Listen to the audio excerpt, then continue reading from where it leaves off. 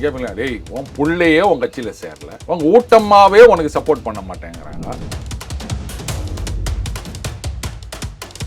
இப்போ சமீபத்தில் திருமாவர்கள் திருப்பதிக்கு போயிட்டு வந்திருக்காரு. எந்த திருமாவர்கள் அப்படின்னா, இந்து கோவில்கள் என்றால் எப்படி இருக்கும் அப்படின்னு பேசின திருமாவர்கள் திருப்பதி கோவிலுக்கு போயிட்டு வந்தார். இதே உதயநிதி ஸ்டாலின் அவர்கள், ஐயா அந்த மாண்புமிகு எதிர்கட்சி தலைவர், அவரை கேட்கிறாங்க. அவர் என்ன சொல்றாரு, நான் என்ன இந்து மதத்தை பத்தி மட்டுமா சொன்னேன், எல்லா மதத்தையும் தான் சொன்னேன் அப்படின்னு. சனாதனம் அப்படின்னா எல்லா மதமும் அடங்குமா? கட்டமைக்கப்பட்ட ஒரு பிம்பம் இப்படியே இது பண்ணாங்க. இப்ப அதே மாதிரி ஒரு பிம்பத்தை அவங்க கட்டமைச்சுட்டாங்கன்னும் போது இவங்களால ஒண்ணு பண்ண முடியும். 29 நம்ம பார்க்க போறோம் எவ்வளவு பெரிய அடி வாங்க போறாங்க அப்படின்னு. அப்பதான் அவங்க புரிஞ்சுப்பாங்க, ஆஹா ஒட்டுமொத்தமா எல்லாத்தையும் தொடச்சி எடுத்துட்டு போயிட்டாங்க அப்படின்னு. என்னன்னா இவங்க தீவிரமா இப்ப எதிர்கட்சியா களமாடினாலும் திமுக இனிமே ரிவைவ் ஆகும் அப்படின்னு எனக்கு தோணல சிவா. நான் தாவேகாவை விமர்சித்த அளவு கூட திமுக விமர்சிக்கவில்லை, சொன்னாரே இல்லையா? அப்ப அவங்கள கூட அதிகமா விமர்சனம் பண்ணிட்டு அவரே இன்னைக்கு தாவேகால போய் சேர்ந்துக்கினே மந்திரி சபையிலும் இடம் வாங்கிக்கினே கூட்டணி சிதறண்டு விட்டது அப்படின்னு சொல்லும் போது, ஆனால் ஒரு நியர் ஃபியூச்சர்ல அது ஒரு அபாயம் இருக்கின்றது. ஏன்னா இப்ப அந்த இடைத்தேர்தலாம் வரப்போகுது இல்லையா? அப்போ திமுக அதிமுக 2 பேரும் தனித்தனியா ஆட்களை நிறுத்தினாங்கன்னா சப்ஜாடா ஜெயிச்சுட்டு வந்துருவாங்க தாவேகா. நல்லா இருக்குதுங்க, அங்க ஒரு குத்து இங்க ஒரு குத்து. அங்க அலையன்ஸ்ல இருக்கும்போது ஒரு ராஜ்யசபா எம்பி, இப்ப இங்க வந்த பிறகு இங்க ஒரு ராஜ்யசபா எம்பி.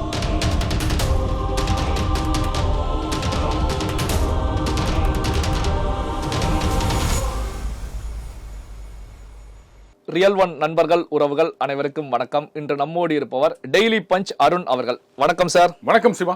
திமுக தலைவர் ஸ்டாலின் அவர்கள் மைசூர்ல டூர் போயிருக்காங்க, ஓய்வுல இருந்துட்டு இருக்காங்க. இப்படியான சூழ்நிலை தான் அங்க இருக்கக்கூடிய பிரபலமான மாண்டியாவில் இருக்கக்கூடிய நிமிஷா அம்பாள் கோவில். அதாவது பாத்தீங்கன்னா இந்த கோயில்ல என்ன ஒரு வேண்டுதல் வைத்தாலும் நிமிஷத்துல நிறைவேற்றி கொடுக்கக்கூடிய சக்தி வாய்ந்த அம்பாள் அப்படிங்கிற நிலையில பார்க்கப்படக்கூடிய, நம்பிக்கையின் அடிப்படையில் பார்க்கப்படக்கூடிய ஒரு கோயில். இந்த கோயில்ல துர்கா ஸ்டாலின் அவர்கள் நேரில் சென்று தரிசனம் செய்திருக்காங்க. அந்த வீடியோ சோசியல் மீடியாக்கள்ல பரவலா வந்துகிட்டு இருக்கு. எப்படி பாக்குறீங்க? இது அந்த கோவில் சனாதனத்துக்குள்ள வருமா? அது எனக்கு தெரியல. கொஞ்சம் யாராவது திமுகவில் விளக்கம் சொன்னாங்கன்னா நல்லா இருக்கும். சனாதனம் அழிக்கப்பட வேண்டிய ஒன்று அப்படின்னு சட்டமன்றத்திலேயே உதயநிதி ஸ்டாலின் அவர்கள், மாண்புமிகு எதிர்கட்சி தலைவர் உதயநிதி ஸ்டாலின் அவர்களும் அந்த கோயிலுக்கு செல்லல. கரெக்ட். இப்போ நான் ஒரு கட்சி ஆரம்பிக்கிறேன் சிவா, என் பையனே அந்த கட்சியில் சேர மாட்டேன் அப்படின்னு சொன்னா, இங்கே டேய் உன் புள்ளையே உன் கட்சியில் சேரல, உங்க ஊட்டம்மாவே உனக்கு சப்போர்ட் பண்ண மாட்டேங்கிறாங்க, நீ என்னடா கட்சி ஆரம்பிச்சு நீங்க என்னை பார்த்து நக்கல் பண்ணுவீங்களா மாட்டீங்களா? அப்போ நான் ஒரு கொள்கையை வச்சிருக்கேன் அப்படின்னும் போது என்னால் என் குடும்பத்தினரையே கன்வின்ஸ் பண்ண முடியல அந்த கொள்கைக்கு அப்படின்னு சொன்னா, அப்போ ஒன்று என்னுடைய கொள்கை தப்பா இருக்கணும், இல்லை அதை ஃபாலோ பண்ணுறேன் அப்படின்னு சொல்கிறது தப்பாக இருக்கணும். அதே மாதிரி தான் இப்போது சமீபத்தில் திருமாவர்கள் திருப்பதிக்கு போயிட்டு வந்திருக்காரு. எந்த திருமாவர்கள் அப்படின்னா, இந்து கோவில்கள் என்றால் எப்படி இருக்கும் அப்படின்னு பேசின திருமாவர்கள் திருப்பதி கோவிலுக்கு போயிட்டு வந்திருக்கார். தேர்தலுக்கு முன்னாடி சிதம்பரம் கோயிலுக்கு போயிட்டு அந்த துண்ணூரெல்லாம் பூசிக்கின்னு அந்த ஃபோட்டோலாம் அவர் சோஷியல் மீடியாவில் போட்டிருந்தார். எப்படிங்க இந்து கோயில்கள் இப்படி இருக்கும்னு சொல்லிட்டு, அப்போது அந்த சிதம்பரம் கோயிலோ இல்லை திருப்பதி கோயிலோ வேற என்ன கோவில் அது? எதுக்காக இந்த ரெட்டை வேஷம் அப்படின்னு எனக்கு புரியல. பனைமரத்துல ஒரு குத்து, தென்னை மரத்துல ஒரு குத்தா? இல்ல, துர்கா ஸ்டாலின் அவர்களை பொறுத்த வரைக்கும் ஆன்மீகத்துல ஈடுபாடு உள்ளவர், எல்லா கோயில்களுக்கும் செல்லக்கூடியவர். அதை நான் தப்பு சொல்லலைங்க, ஒவ்வொருத்தருக்கும் ஒவ்வொரு கருத்து இருக்கு. நான் என்ன சொல்றேன்னா, மற்றவங்களை பார்த்து நீங்க ஏளனம் செய்யும் போது முதல்ல நாம எப்படி இருக்கோன்றதை புரிஞ்சுக்கணும். இங்க இந்த நாத்திகம் பேசுவது அப்படின்றது இந்து மதத்தை மட்டுமே விமர்சனம் செய்வதுன்ற மாதிரி ஆயிப்போச்சு. புரியுதுங்களா? நான் எதுக்காக இதை சொல்றேன்னா, இதே உதயநிதி ஸ்டாலின் அவர்கள், ஐயா அந்த மாண்புமிகு எதிர்கட்சி தலைவர், அவரை கேட்கிறாங்க. அவர் என்ன சொல்றாரு, நான் என்ன இந்து மதத்தை பத்தி மட்டுமா சொன்னேன், எல்லா மதத்தையும் தான் சொன்னேன் அப்படின்றாரு. சனாதனம் அப்படின்னா எல்லா மதமும் அடங்குமா? எனக்கு புரியல. அப்ப சனாதனம்னா என்ன அர்த்தம்னு எனக்கு சொல்லுங்க. அதனால தான் நான் கேட்குறேன். அப்போ நீங்கள் இந்து மதம் அந்த நம்பிக்கைகளை மட்டும் நீங்கள் விமர்சனம் பண்ணுறீங்க. ஆனால் கேட்டதுக்கு சனாதனத்தை அழிக்கணும்னா எல்லா மதத்தையும் தான் நான் சொன்னேன் அப்படின்னு புதுசாக ஒரு உருட்டு ஒன்று உருட்டுறீங்க. இங்கே நாத்திகம் அப்படின்றது என்ன ஆகிப்போச்சுன்னு கேட்டிங்கன்னா, நாத்திகம் பேசினா அவர்கள் மைனாரிட்டிகளின் பாதுகாவலர் அப்படின்ற மாதிரி ஒரு நெரேட்டிவ் இங்கே கிரியேட் பண்ணி வச்சுக்கிறாங்க. அது ரொம்ப தப்பு. அவங்கவுங்களுக்கு அவங்கவுங்க மதம், அவங்கவுங்க சாமி, அதை கும்பிட்டுட்டு போட்டோம். என் சாமியை நான் உன் மேலே திணிக்கல, உன் சாமியை நீ என் மேலே திணிக்காத. அடுத்தது மதச்சார்பற்ற அப்படின்னா இவங்க புதுசாக ஒரு இது, அதாவது எல்லா மத வழிபாட்டு. நான் அப்படி சொல்லவே இல்லை. உங்கள் சாமியை நீங்கள் கும்பிடுங்க, நீங்கள் உங்கள் மதத்தில் பற்றுரையவராக இருங்க, ரொம்ப சந்தோஷம். அதே மாதிரி எல்லாரும் இருக்கட்டும். இப்போ என் டிஃபன் பாக்ஸில் இருக்கிறத சாப்பிடுன்னு நான் உன்னை கம்பல் பண்ண மாட்டேன். அதே மாதிரி ஒன் டிஃபன் பாக்ஸில் இருக்க சாப்பிடுன்னு நீ என்னை கம்பல் பண்ணாது. அவங்கவுங்களுக்கு பிடிச்சதை அவங்க சாப்பிட்டு போகிறோம். எல்லா டிஃபன் பாக்ஸ்லேருந்து எடுத்து சாப்பிட்டாதான் அவன் உண்மையான நண்பன்னு நம்ம யாராவது சொல்கிறோமா? ஆனால் இங்கே அந்த மாதிரி மதச்சார்பற்ற அப்படின்னா என்னன்னே தெரியாமல் உருட்டி இருக்கிறதுனால தான் இந்த மாதிரி விஷயங்கள்லாம். ஆனால் என்னதான் இவங்க தீவிரமாக இப்போ எதிர்கட்சியாக களமாடினாலும் திமுக இனிமேல் ரிவைவ் ஆகும் அப்படின்னு எனக்கு தோணலை சிவா. நான் இந்த கோவில் வேண்டுதல் விஷயத்துக்கு சொல்லலை. இல்லை, திமுக அவர்களை வச்சு ரொம்ப அழகாக ஒரு பேட்டியெல்லாம் கொடுத்தாங்க. பட் இது ஒர்க் அவுட் ஆகாது சிவா. ஆனால் திமுகவை பொறுத்த வரைக்கும் தோல்வி வெற்றி அப்படிங்கிற விஷயத்தை பொறுத்த வரைக்கும் தொடர்ந்து அப்படி தான் வந்துட்டு இருக்காங்க. ஒரு முறை தோல்வி, அடுத்த முறை வெற்றி, ஃபீனிக்ஸ் பறவை போல மீண்டெழுவது. ஸோ இது திமுகவுடைய வரலாறுல தொடர்ச்சியாக வந்துட்டு இருக்கு இல்லையா? இது ஒரு தோல்வி கண்டிருக்காங்க. மீண்டும் திமுக வெகுண்டெழும், ஆட்சியை பிடிக்கும். 76 ஆட்சி கலைக்கப்பட்ட பிறகு 89 தான் வந்தாங்க. 13 வருட காலம். அப்போ கட்சி கட்டுக்கோப்பாக இருந்தது. அஃப்கோர்ஸ் 77 எம்ஜிஆர் அவர்கள் ஆட்சிக்கு வந்த பிறகு பார்த்தீங்கன்னா திமுகலேருந்து அதிமுக போகிறது, மறுபடியும் அங்கேருந்து இங்கே வருது அப்படின்றதெல்லாம் நிறைய இருந்தது. பட் 89 வரைக்கும் எம்ஜிஆர் அவர்கள் உயிருடன் இருக்கின்ற வரைக்கும் அவங்களால ஆட்சியை பிடிக்க முடியலன்றதை பார்க்குறோம். கலைஞர் அவர்கள் இருந்த போதே. இன்னைக்கு கலைஞர் அவர்களுக்கு ஈக்குவலாக நீங்கள் யாரையாவது சொல்ல முடியுமா? இன்றைக்கு அதிமுகவுக்கு இருக்கின்ற அதே பிரச்சனை தான் இவங்களுக்கும். கட்டமைக்கப்பட்ட ஒரு பிம்பம் இப்படியே இது பண்ணாங்க. இப்போ அதே மாதிரி ஒரு பிம்பத்தை அவங்க கட்டமைச்சிட்டாங்கன்னும் போது இவங்களால ஒன்றும் பண்ண முடியும். இவங்களுடைய முக்கிய பிரச்சனையே சரி, அவங்க பொய் சொல்லி ஆட்சியை பிடிச்சிட்டாங்க, இந்த மாதிரி ஃபேக் வீடியோ, அந்த வீடியோ இன்ஸ்டாகிராமில் போட்டு பண்ணிட்டாங்க, எல்லாம் கரெக்டு. நீங்கள் என்னதான் பண்ணாலுமே உண்மையாக நீங்கள் நல்லாட்சி நடத்திருந்தீங்கன்னு சொன்னால் நல்லா தானேப்பா இருக்காரு இவர். இது எதுக்கு நான் மாற்றணும்?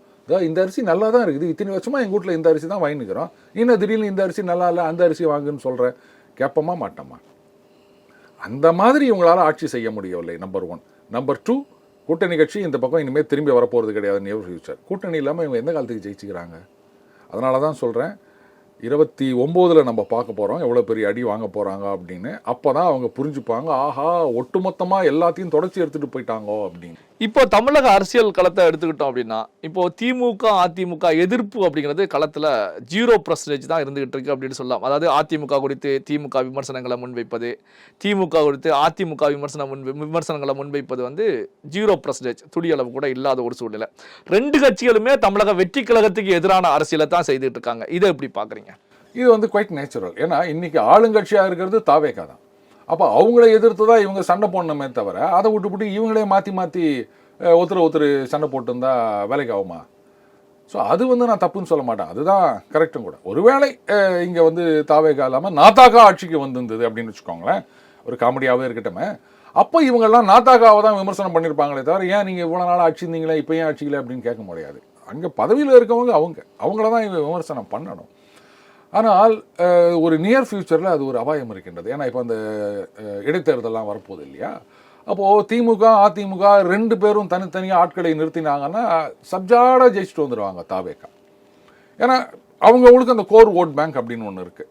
அந்த எரோஷன் போக மீதி இருக்கிறதுல இவங்க ஒரு 20 இவங்க ஒரு 20 அப்படின்னு எடுத்தால் கூட மீதி அவங்க தட்டி தூக்கிட்டு வந்துடுவாங்க.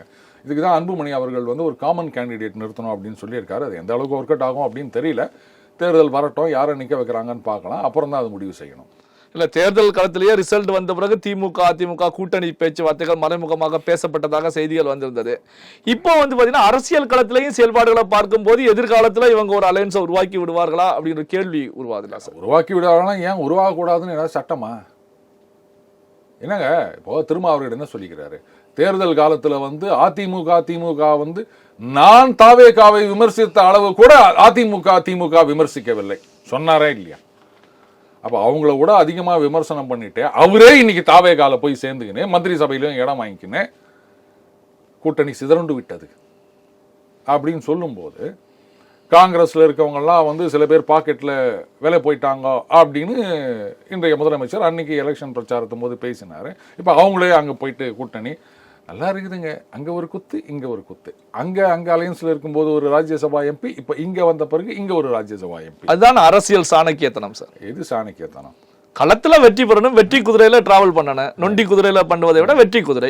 ஒருத்தரோட நின்று போட்டி போட வேண்டியது, அவங்களோட ஓட்டை வாங்கின்னு ஒரு 5 சீட்டை ஜெயிச்சு போட்டு ஒரு ராஜ்யசபா எம்பி சீட்டை வாங்கிக்கின்னு ஜெயிச்ச உடனே கபால்னு இந்த பக்கம் வந்துக்கின்னு இதுக்கு சந்தர்ப்பவாதம்னு சொல்லாமே தவிர சாணக்கியத்தனம்லாம் நீங்கள் சொல்லாதீங்க. சாணக்கியனே அசிங்கம் பண்ணுற மாதிரி இருக்கு. அவர் இப்படி தான் வந்து சான்ஸ் கிடைக்கும் போதெல்லாம் கபால் முதுகில் குத்திட்டு போனாரா? அவர் நேருக்கு நேராக இந்த சண்டை போட சொல்லி கொடுத்த ஒரு சாணக்கியர். இவங்க இஷ்டத்துக்கு இதெல்லாம் பேர் கொடுத்துக்க முடியாது. பட்டு பார்ப்போம். இந்த அரசியல் களம் அப்படின்றது ரொம்பவே இன்ட்ரெஸ்டிங்காக இருக்குது. இடைத்தேர்தல் வரும்போது ஒரு கிளாரிட்டி வரும்னு நினைக்கிறேன். அதனால் திமுக அதிமுக சேர்றது தப்புன்னெலாம் இங்கே யாரும் சொல்ல முடியாது. இவங்க எல்லாமே ஒன்றா சேர்ந்துக்கின்னு அப்புறம் அவங்க சேரக்கூடாது நீங்கள் யார் சொல்கிறது? என்ன ஒன்றா வந்தவங்க தானே, ஒரே இடத்துல இருந்து வந்தவங்க தானே. அப்புறம் என்ன அண்ணோ தம்பி பிரிந்தவர் சேர்ந்தால் அப்படின்னு சொல்லிட்டு போக வேண்டியது தான். பல்வேறு முக்கியமான தகவல்கள் செய்திகளை நம்முடைய உறவுகளுடன் பகிர்ந்து கொண்டதற்கு நன்றி சார். நன்றி சிவா.